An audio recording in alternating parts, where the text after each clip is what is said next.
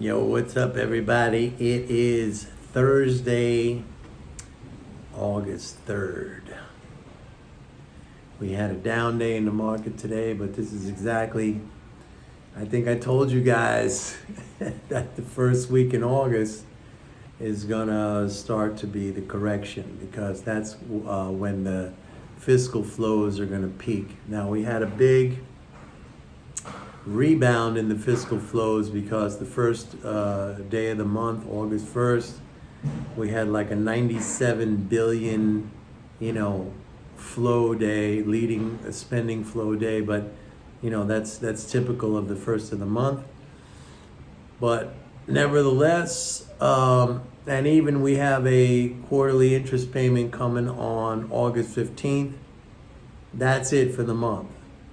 And we're not going to get a new peak in the spending flows. So the market is topping out. Somebody asked me the other day, Mike, can you please talk about the dollar? Yes, I will talk about the dollar. The dollar is going up because, we have a slowdown in the spending flows.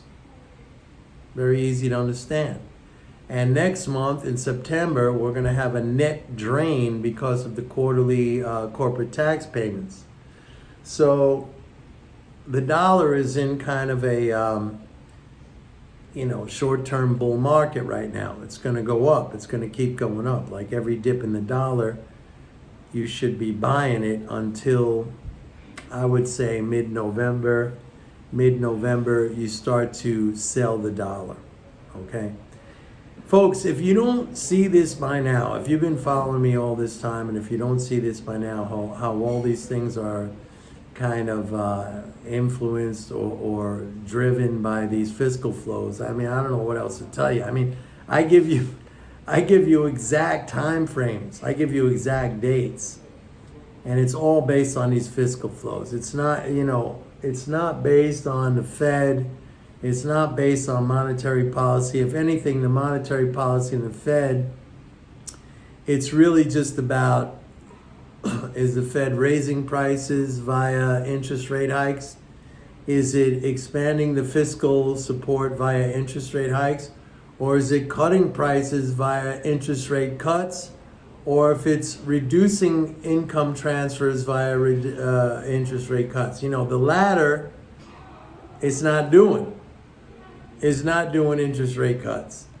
So right now we're in kind of an environment of rising fiscal flows and rising prices. So, I'm not surprised really also at the rise in energy prices and gas because the Fed is an important contributor to that. So is OPEC. Okay, I'm not gonna discount that the Saudis and the Russians just decided to extend their oil production cuts. So, we saw like almost a record drawdown in inventories in the EIA report on Wednesday. I have that in my MMT trader report. So, and that might be the beginning of a string now of drawdowns. Exports are very strong. Net exports are very strong. Demand it's okay. It's not like super strong, but it's not weak. It's solid. So, except for the stock market correction, which oil prices are gonna follow, I don't see really much downside. Now, yes, producers were selling oil futures for the last 3 weeks, and that's something to be aware of. However, they are still net long oil futures. So keep that in mind. As far as interest rates are concerned, that's totally dictated by the Fed. And if the Fed's going to continue to raise interest rates, then you're going to see bond yields go up and bond prices go down. But that is not going to have a lasting negative impact on stocks or the economy because of the fiscal transfers that are occurring. All right? Anyway, I guess a little bit of a short video today. Beautiful day. I'm out here in California. It's fantastic. I like it more than Florida, I have to tell you so far, man. I'm gonna go next week up to Lake Tahoe. Maybe this weekend out to Death Valley. Do some hiking. You know, last weekend I was at Big Bear Lake. It was beautiful, man. Beautiful. I like the outdoors. I'm a big time, hiker and outdoorsman.